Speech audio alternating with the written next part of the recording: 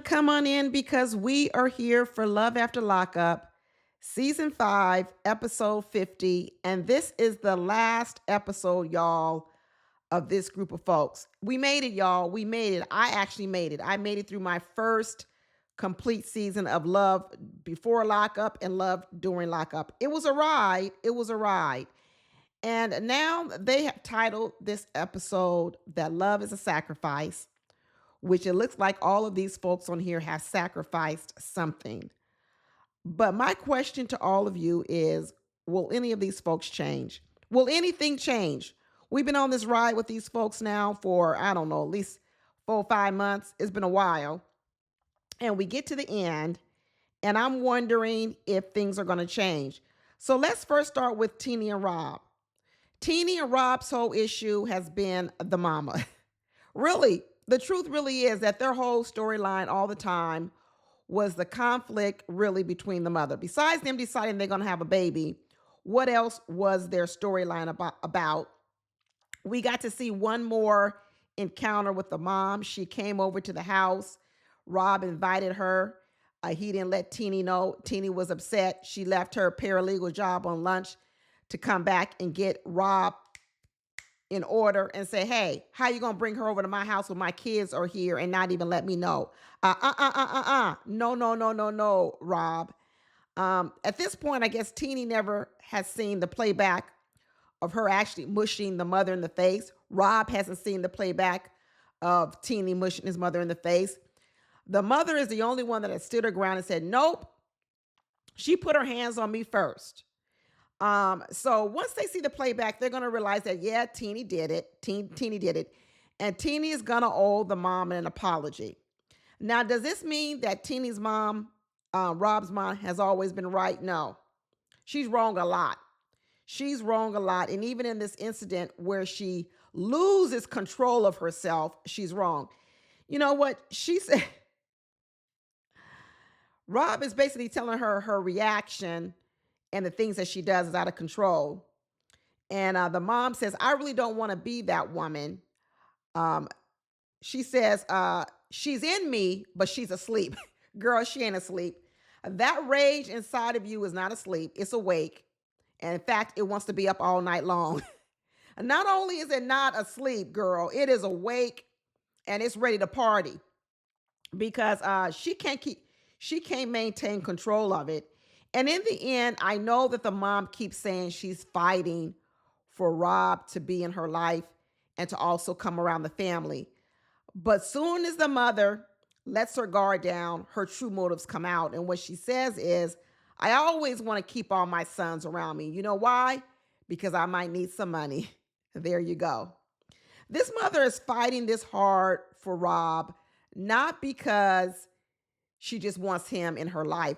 Because we know that when Rob was in prison for darn near 13 or 18 years, he served a long time. She didn't even go visit Rob. What she's saying is exactly what she said now. I need to keep Rob close to me. I need him in our family life. Because what she says is, I might need some money at one point in time. And I want all my sons available to give me money. If each of my sons just gives me $400, $500 a month times 5, that's $2,500 a month. That's what this mother is looking at. And the problem is Teenie knows it. Teenie can't get over the fact that the mother is a user of Rob. And Rob just wants to have a relationship with his mother. And I think in the long run, Teenie does, but I don't think that she's hopeful that it's going to really happen. We find out at the end of this episode that after the filming of Love After Lockup, Rob and his mother haven't even spoken to each other. They haven't spoken to each other. So that was almost maybe at least 6 months later after the show aired versus when they taped it. And they haven't spoken to each other. So are things going to change with this dynamics of Teenie, Rob, and the mother? Probably not. Because the mother is who the mother is. And I think at this point in time, Teenie has decided to draw some lines on that mother, some boundaries, and say, hey, you know what? What was the line she said? You have to draw boundaries with takers because takers don't draw their boundaries. And I said, you know what? You get it, Teenie, because that's the truth. Takers never have boundaries. It's never enough of what they want from you. So if you're the giver, if you're the one pouring into the pot, You're going to have to be the one to set the boundaries because takers never do. That's what they do. They take. So I know that Teeny mushed the mother in her face first, but I'm going to tell you what, I have the biggest problem with the mother because I know what the mother's true motives are. I don't think Teeny's motives are to necessarily keep the mother away from Rob. I don't think so. I think she gets frustrated. I think she got out of control. I think she lost it. And for that, I think she is going to have to apologize to the mother for at least putting her hands on her. But other than that, I think Teeny's on solid ground. And I think it's the mother who's going to need to do a lot of the changing. We'll see. We'll see if it happens, but I'm not going to put no money on it because I don't think it's going to happen. We move on to Bianca and Daniel. Are we going to see any change here? Probably not, because when the show ended, we found out that guess what? They moved right on over to another apartment that now is theirs together. So hopefully Daniel's name is on the leash just like Bianca's. Now Bianca can't use any controlling techniques to say, this is my apartment, get out. But he gave her that little Cracker Jack ring.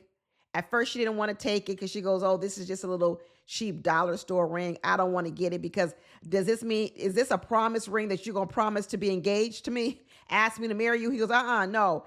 It's not a promise that I'm going to ask to get married to you. It's a promise that I will support you. So Daniel is another person drawing boundaries around Bianca. And Bianca's over here saying this ain't good enough. Well, it was good enough that she moved into another apartment because how many other offers does Bianca have? Bianca already got gray hair. Did y'all see it? Bianca only 23 years old. She already got gray hairs. She needs a tan. All that sunshine in Arizona and she's as pale as a ghost. She needs a tan. She needs an attitude adjustment. And Daniel has clocked Bianca very well. Very, very well. He says Bianca doesn't even love herself. He says Bianca doesn't even know how to love a person. Bianca's love is based on controlling and buying people. He says not only does she not know how to love, she doesn't even know how to love herself. And Daniel says there's no way that I'm going to marry a woman that doesn't know how to love herself nor love me. So what does that mean? Daniel's just going to stick around because of what? The other benefits that come involved with Bianca? What? Her money? Until all her savings runs out. Bianca's going to run out of money. I mean, unless she got a serious multi-million-dollar lawsuit, she doesn't do anything. She doesn't even, I guess she got a little money from this show. So I guess I can't say she doesn't do anything because she did earn some money from this show. I don't know how much they earn. I don't know what the paycheck is. Let me know, y'all. Are they earning a lot of money for this show? But other than that, she's too young to be living off savings. It's not going to last her a lifetime. And once she has to re-enter the job marketplace, what type of skills is Bianca going to have? Drinking cranberry and vodka? Because that's what we know her drink of choice is. But will there be any change from Bianca? Probably not. She went on and accepted that Cracker Jack ring. And now she's happy they got an apartment together. So maybe that'll tie her over for a little bit. But I don't see Daniel anytime soon proposing to Bianca. I don't see it. I bet he'll give her a baby and she'll be pregnant before he'll propose. She'll just be a baby mama. That's exactly what she'll be. And talk about baby mamas. Let's move on to Troy and Zariah, because this is a couple I don't think will ever change. And I got to tell you, I came a long way of how I think about this couple. I think initially I saw immediately the problems I have with Zariah, and that has not changed. I don't like Zariah.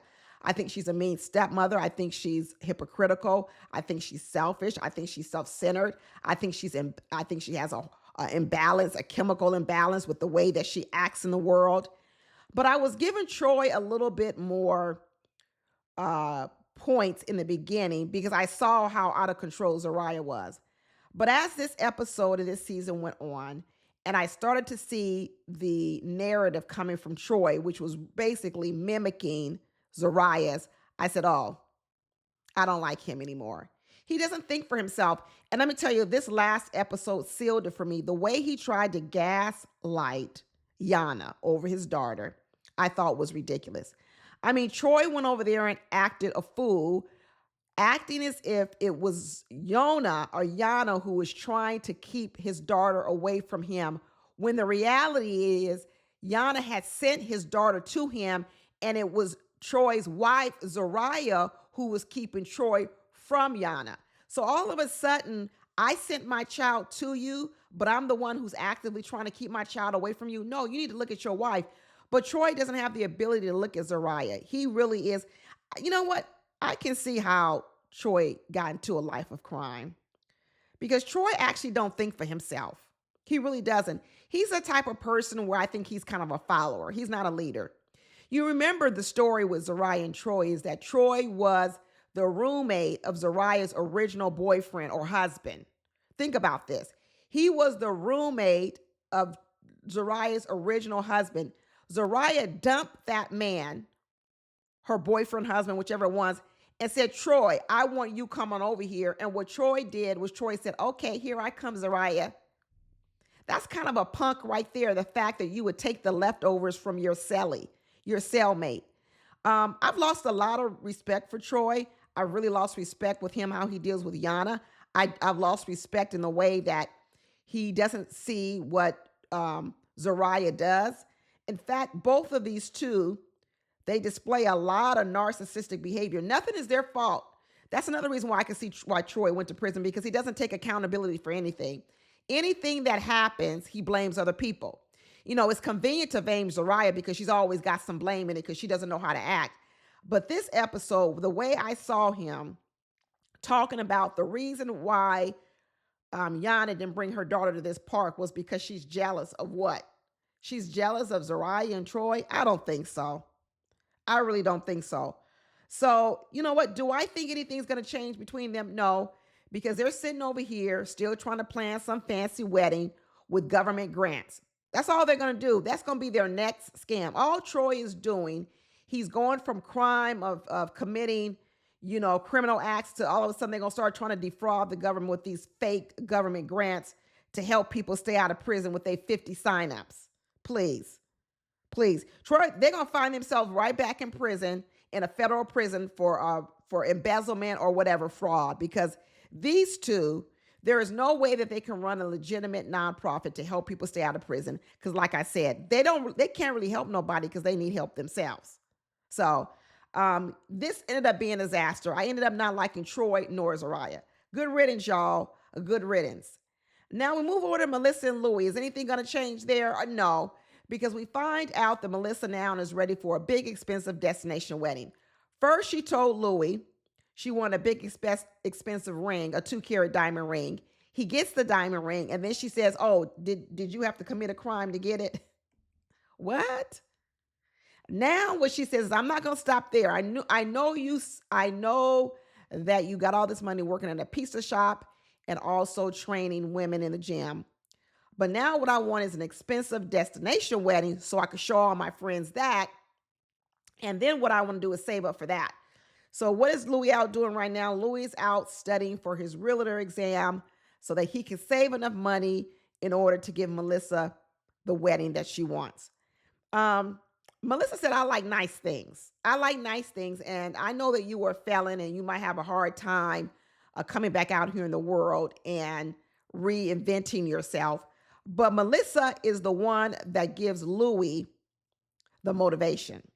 As much as a lot of people don't want to like Melissa motivates Louie. I'm not saying that Louie wouldn't have been motivated on his own to do better in his life, but I'm telling you, Melissa gives just the right amount of pressure to Louie to motivate him, but also keep him close enough that he still feels loved. I know he didn't feel loved when she went over here with her friends and started believing the friends more about the ring being real or not than other, and she messed up. And in the end, what she did was she apologized. And she said, it'll never happen again. I hope not, Melissa. I hope not. But Melissa has a knack for putting just the amount of pressure on Louie in order to make him a better man, to make him want to provide for her, but yet also giving him enough of other things that he needs to keep him close. I hope she keeps her balance. Because right now, she got Louie out here working to get her everything she wants, and that's a good thing. But I hope what Melissa concentrates on is appreciating Louie even more. That's what I'm hoping for. So is it going to change in the form of, is Melissa going to stop asking for all these expensive things? No, she going to keep asking. Ain't nothing going to change.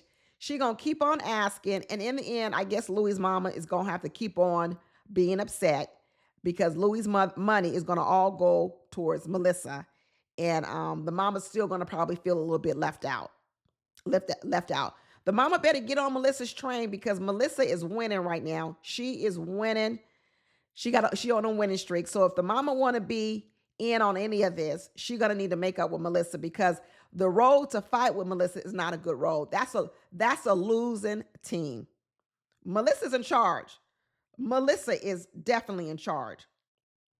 Now the next couple we got to ask is anything gonna change is Justine and Michael. Well, we do know one thing has changed. Melissa got them tubes taken out, and Michael said I stood there and watched to make sure they came out. So, you know what?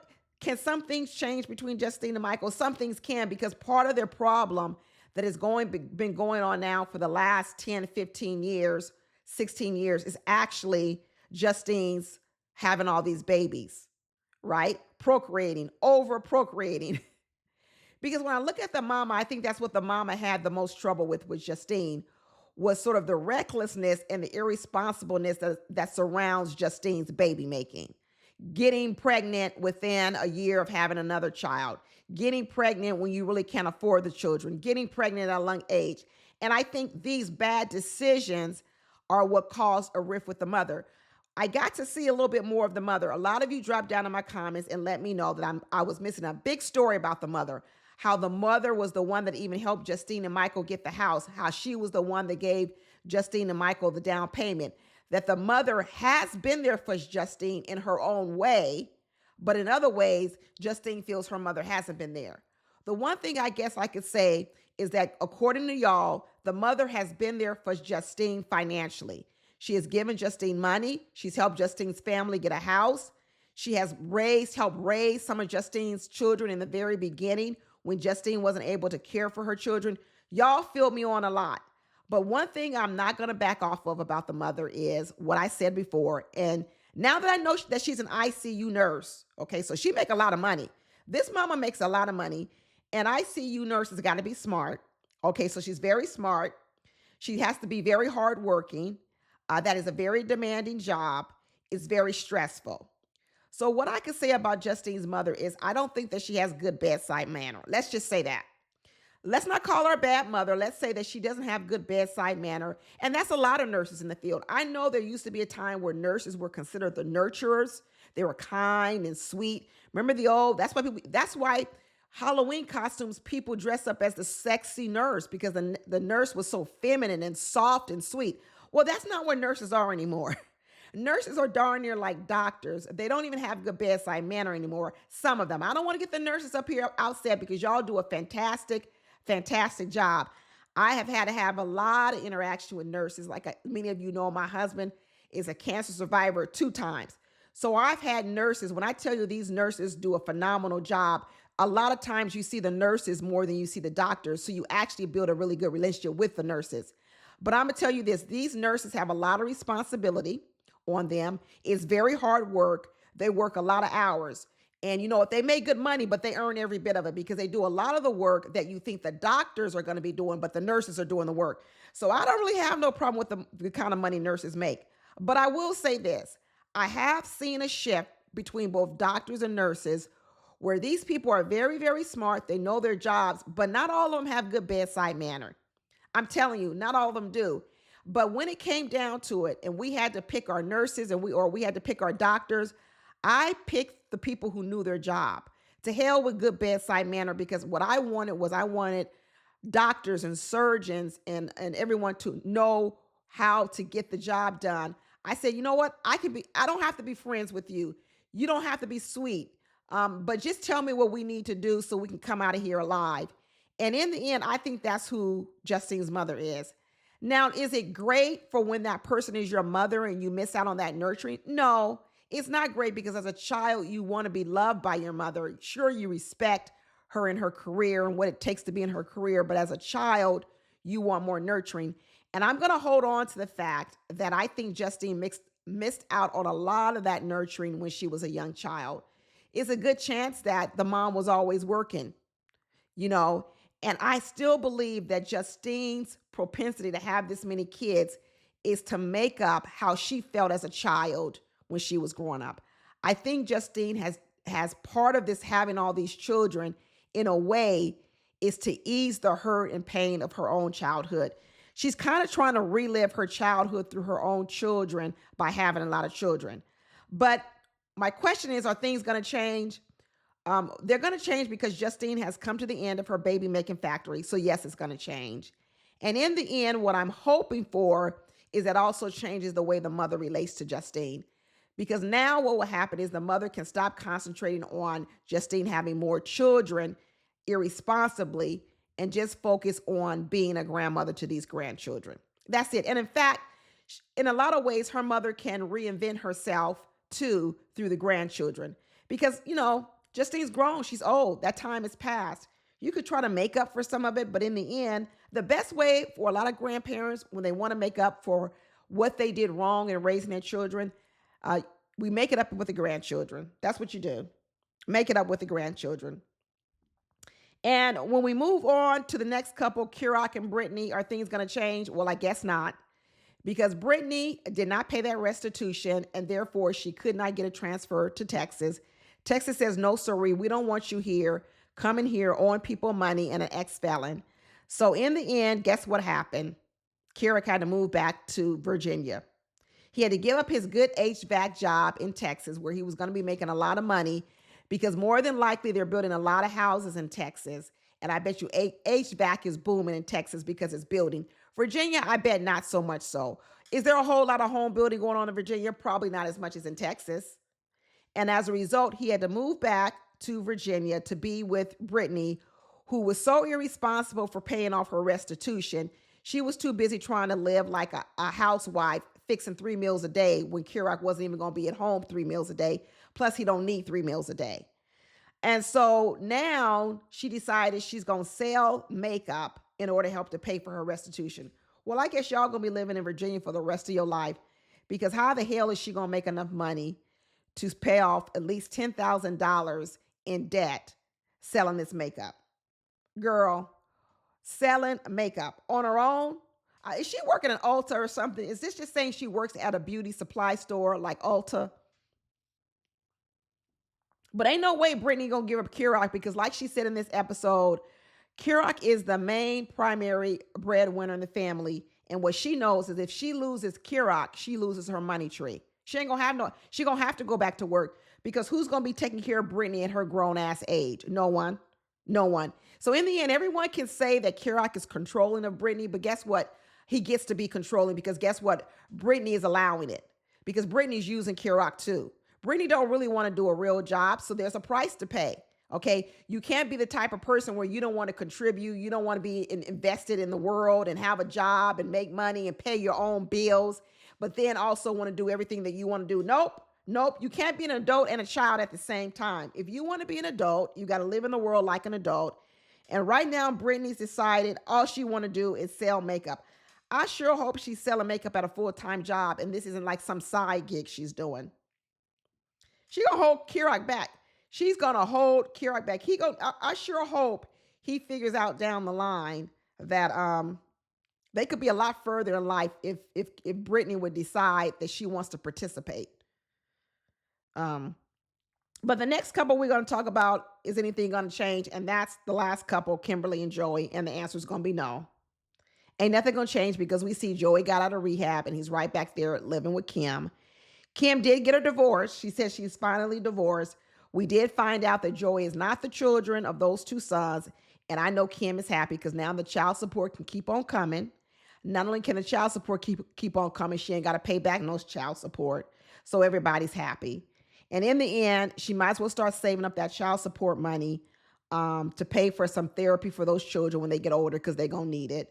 Because this idea that Joey's going to come out and stay clean after a 90-day program, it ain't going to happen.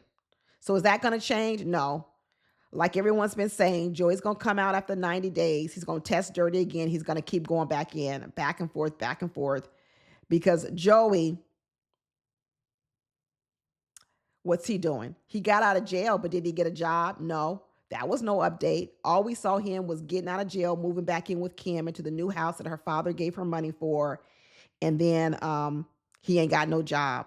So once again, he's living off her, and then he's gonna get stressed out. He's gonna decide I need to do some more drugs. So is anything gonna change with him? I don't think so. I think Joey has a life of drugs. It's been going on since he was a young child, like he said, in high school, and it's going on. It's continuing. Sad to see it, and it's sad to see that Kimberly is now roping in this this life for the kids. So now the kids have to, their life is going to be they grew up with a drug addict, Joey. I'm surprised that father isn't trying to get those kids back, but he must not want to deal with them either. He said he'd rather pay his $2,500 a month in child support than have to raise these kids, because otherwise he could have a really good case. He could take Kim back to court and say, hey, she's over here got a drug addict living in the house with her. She's not fit to be a mother. And he could easily probably get those kids back. That's what I believe. But he must not want them. He said, I'd rather pay you $2,500 a month than to be a full-time parent. So I don't even know if he visits the children. Kim never talks about it. Does that father even visit the children, or does he just send a check? Oh, well, there we go, y'all. So in the end, do we think there's going to be a whole lot of change? Probably not. Not with a lot of these couples. They just going to go on and doing the same old thing. Same old thing they've been doing and expecting different outcomes, but the outcome's going to be the same. But that's it, y'all. Thanks for rolling with me during this whole season. I appreciate y'all introducing me to the series. And I guess I will talk to y'all later. Hopefully I see y'all in another video. Talk to y'all later. Bye.